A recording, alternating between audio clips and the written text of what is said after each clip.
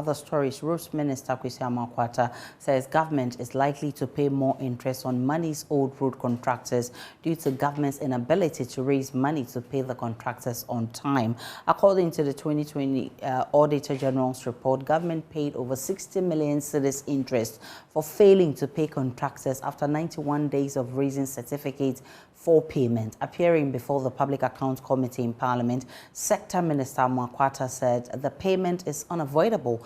Here is excerpts of his submissions. Motorway has to be worked on. It has gone beyond its design life. We all know that motorway was constructed in the mid-60s.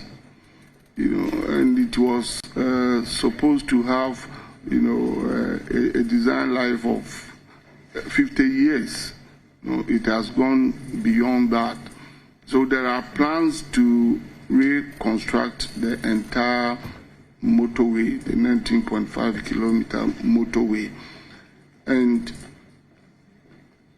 as much as government plans to, reconstruct that road, there are few challenges, and I believe very soon we shall go over those challenges and start work. But I wouldn't put any specific date on it. But we have gone very, very far, and it may not be long at all from now that work on motorway will start. And it comes under the project name of reconstruction of the motorway. But let me use this opportunity to say that that project is not limited to the Accra-Tema stretch of the motorway. It's just a project name, and it goes up to Tetekwashi, to the Apenkwa Bridge, and ends at the Neoplan traffic light there. And it's a major work, because the motorway itself between Accra and Tema is going to have as many as 4 interchanges at various sessions, and it will go, some of the lanes will go up to 10 and 5 on the other side.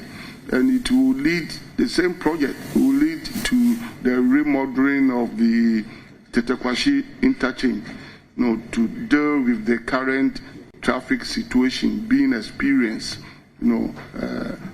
at the mall area. There will be another interchange at the Fiesta Royal Hotel there, that traffic light, to deal with the traffic situation there.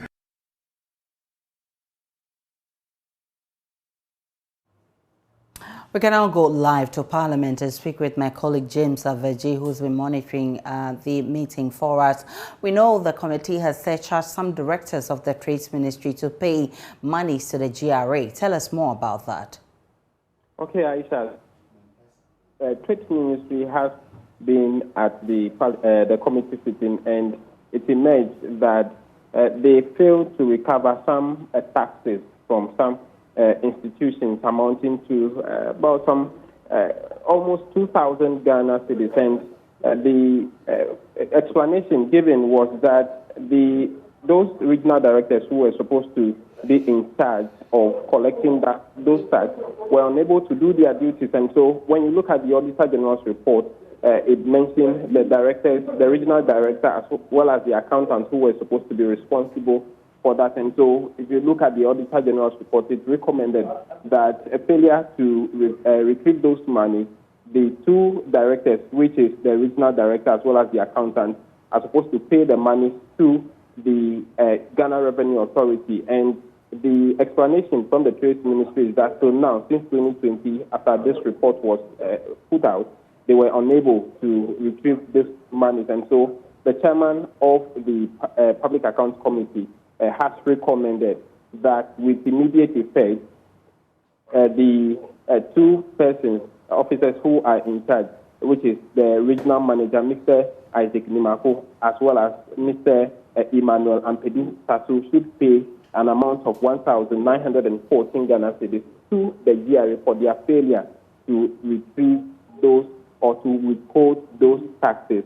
Now, the Trade Ministry again was also supposed to refund or retrieve some money, some 46,884 Ghana cedis from some two staff.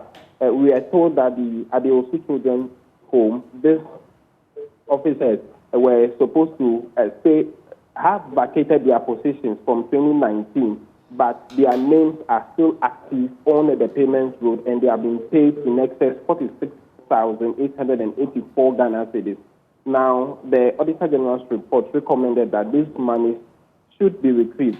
So now, the ministry says it has been able to retrieve only 15,000 Ghana cedis out of the 46,000 Ghana cedis. And so the directive is that they need to retrieve this money. The explanation has been that these two persons who have vacated their posts are currently out of the country. And so all effort to reach them to pay the money has proven futile. And it is some relative of the two who have been able to pay the 15,000. So the relative are also saying that they are unable to reach the two persons to pay the rest of the money. But the directive from the committee is that they should retrieve this.